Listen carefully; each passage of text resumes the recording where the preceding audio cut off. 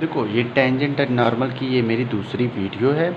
और ये भी बता दूं मैं कि एक वीडियो में जो पहली वीडियो थी उसमें मैंने इंट्रो भी दे दिया था और बता दिया था कैसे स्लोप लोप क्या निकालना है, ठीक है। और 1 से 4 क्वेश्चन भी डिस्कस कर दिया था, 14 नंबर भी क्वेश्चन उस वीडियो में डिस्कस कर दिया था। अब इस वीडियो में मैं क्वेश्चन नंबर 5 से लगातार डिस्कस करूँगा, NCERT एक्सरसाइज 6.3, ठीक। चलो क्वेश्चन नंबर 5 देखो, find the slope of normal, normal का स्लोप पूछा है, टू द कर्व x बराबर a cos cube theta, y बराबर a sine cube theta, theta बराबर π/4।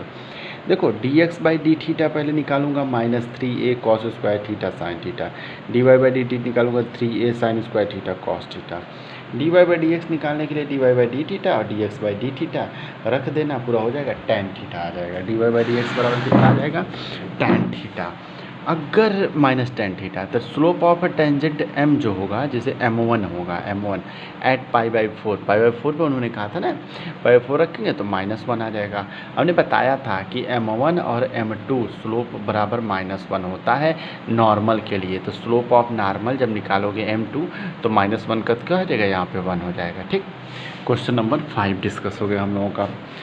क्वेश्चन नंबर 6 भी आसान है, इसमें भी स्लोप ऑफ नॉर्मल ही पूछा है। x तुम्हें ये दे रखा है, y तुम्हें ये दे रखा है, तो बहुत आसान है। dx बाई डी थीटा निकाल लो, -a कॉस थीटा आ गया, dy बाई डी थीटा निकाल लो, दोनों को डिवाइड कर लो, तो dy बाई डी एक्स तुम्हारे पास आ जाएगा b साइन थीटा। क्या आ जाएगा, b साइन थीटा। उन्होंने किस पे कहा था, π/2 पे कहा है, dy बाई डी थीटा। तो ये स्लोप ऑफ नॉर्मल m आ गया, या m1 जिसे मैं कहता हूँ।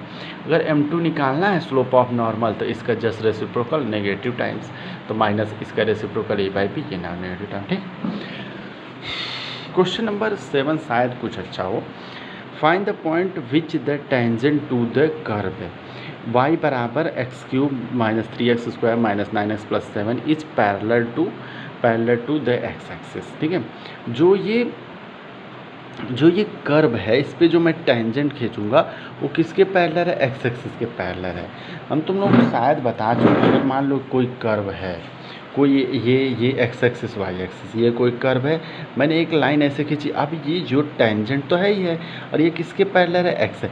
और जब एक्स एक्सिस के साथ ये कोई एंगल नहीं बना रहा है तो यहाँ पे m कितना होता है, 0, क्योंकि एंगल कुछ बन नहीं रहा है। m बराबर किसके होता है, tan थीटा, तो tan 0 तो ये 0, m 0 होगा। याद रखना, जब कभी भी is parallel to X axis हो, अगर कोई line parallel to X axis है तो उसका m 0 होगा। अच्छा, परपेंडिकुलर हो तो m कितना होगा, इन्फिनिटी, क्योंकि tan 90 तब बनेगा और tan 90 कितना होता है, इन्फिनिटी होता है, ठीक। तो दो बातें ध्यान देने वाली हैं कि अगर पैरेलल है तो 0, परपेंडिकुलर है तो इन्फिनिटी। अब क्या किया जाए, इसको डिफरेंशिएट कर लिया जाए, dy बाई डी एक्स ये आ गया, यही हो गया हमारे पास स्लोप। लेकिन ये स्लोप किसके बराबर होगा, so slope is parallel to किसके, एक्स एक्सिस, सो m बराबर 0, dy बाई डी एक्स बराबर 0। चलो भैया सबको बराबर, अब 0 करूँगा तो 3 कामन ले लेता हूँ, 3 कामन लेके x² - 2x - 3 उधर भेज दिया, x - 3 x + 3 x बराबर 3 और x बराबर -1, पुट x बराबर 3, पुट x बराबर 3, यहाँ x बराबर 3 रखो। जब यहाँ x बराबर 3 रखोगे 27 सबसे कट जाएगा -20, तो एक पॉइंट आ गया 3, -20, पुट x बराबर -1। जब 1 रखोगे तो ये y बराबर 12 आएगा, तो -1 रखा था ना, -1, 12। Now the points are 3, -20 and -1, 12, ठीक है, हो गया ये भी। अब नेक्स्ट क्वेश्चन देखो, क्वेश्चन नंबर 8 देखते हैं। y बराबर दिस, मतलब वही फिर से वही पूछा गया है, फाइंड द पॉइंट्स हमें बताना है। y बराबर this at which the tangent is parallel to the chord joining this and this. तो ये ज्वाइनिंग कॉर्ड है ना, तो इससे m निकाल लो और इसको जैसे ही डेरिवेटिव लोगे वहाँ से m निकल जाएगा, दोनों का m। अच्छा, 2 पॉइंट से m निकालना क्या सिखाया था 11th में, m बराबर y2 माइनस का y1 x2 माइनस का x1। तो देखो x1 y1 x2 y2, तो y2 माइनस y1 4 - 0 4 - 2 4 - 0 और ये तो m2 आ जाएगा। और जब इसे एक बार डिफरेंशिएट कर दूंगा तो ओ ये भी m आ गया। बोला तो एक बार डिफरेंशिएट करना मतलब m पता चल जाता है। ये चीज़ देखो बराबर कर दो, x बराबर किसके आ गया, एक्स बराबर किसके आ गया 3 के, दोनों बराबर कर दो 2 के, क्योंकि ये भी 2 निकला है और ये मैंने डिफ्रेंशिएट करके स्लोप निकाला है। ये स्लोप कहाँ से निकला है, इन पॉइंट से स्लोप निकला है।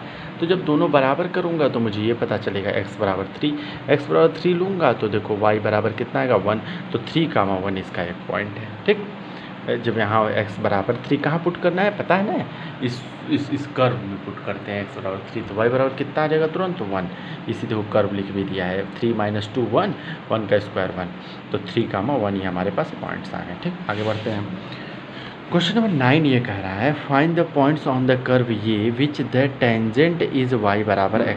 अब देखो इससे स्लोप निकालना पड़ेगा। अब मैंने कभी सिखाया है y बराबर mx प्लस सी, ये सब पुरानी बातें बस भूलनी नहीं है।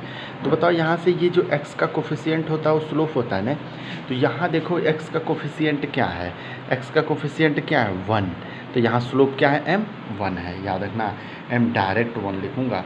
इसको एक बार डिफ्रेंशिएट कर दूँ वो भी स्लोप आ जाएगा dy/d है 3x² - 11, जैसे इसको डिफ्रेंशिएट करूँगा 3x² - 11, और m स्लोप मैं यहाँ से भी लिख चुका हूँ। m स्लोप कहाँ से लिख चुका हूँ, यहाँ से स्लोप, ये दोनों आपस में फिर बराबर 3x² - 11 बराबर 1 के, इधर किया तो x बराबर ±2।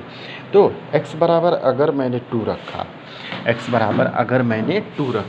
बराबर अगर 2 रखा तो y क्या आएगा देख लेना। y फंक्शन समझ आ रहा होगा ना, y फंक्शन यही है, हमेशा x बराबर जो 2 है फंक्शन में रखेंगे, फंक्शन में रखो तो y -1।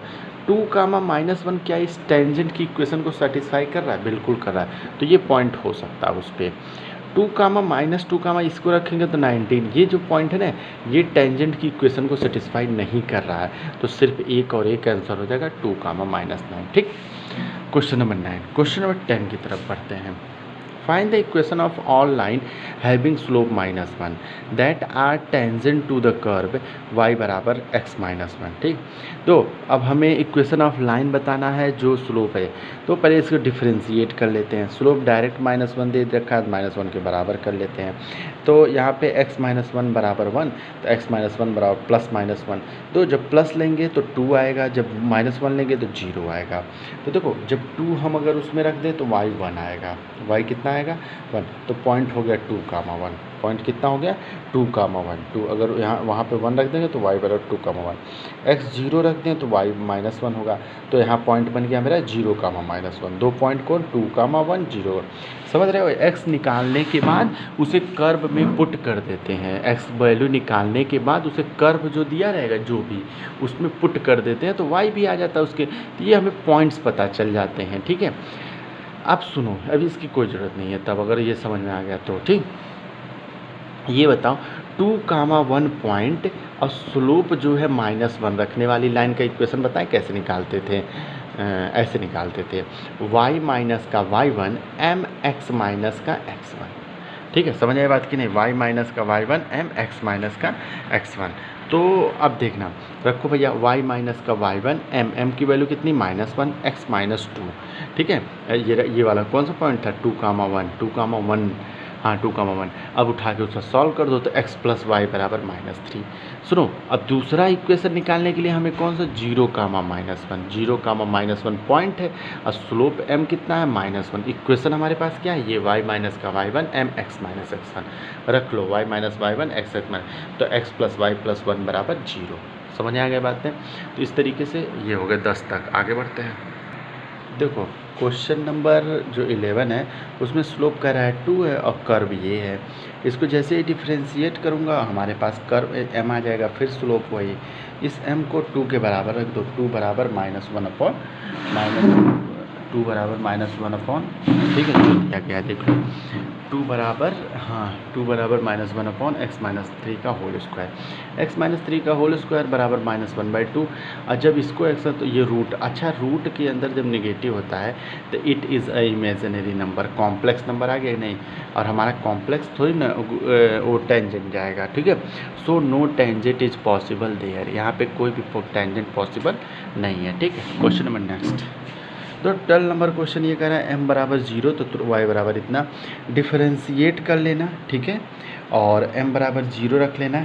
क्यों रख लोगे? क्योंकि उन्होंने कहा है जब यहाँ से निकालोगे तो x की वैल्यू 1 आएगी। x की वैल्यू कितनी आएगी? 1 ही आएगी, ठीक है।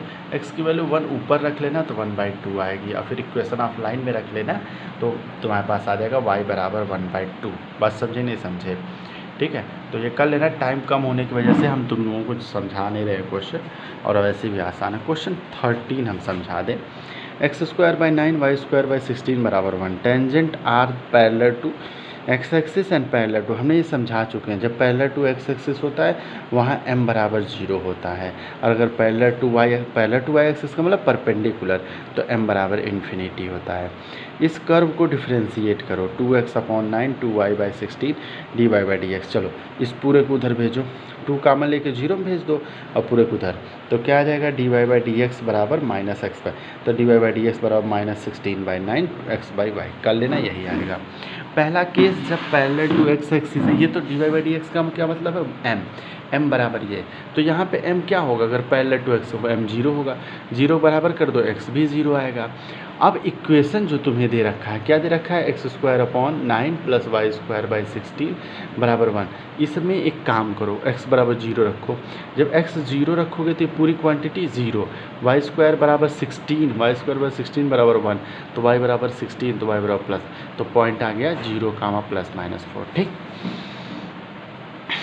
अब सुनो, अगर पैरेलल टू वाई एक्सिस है तो m इन्फिनिटी, m इन्फिनिटी होने के लिए -16/9 है, इसको मुझे रेसिप्रोकल करना पड़ा 0 बराबर y/x की, और जब इन्फिनिटी का रेसिप्रोकल बताओ, इन्फिनिटी का रेसिप्रोकल 1/0, ठीक है।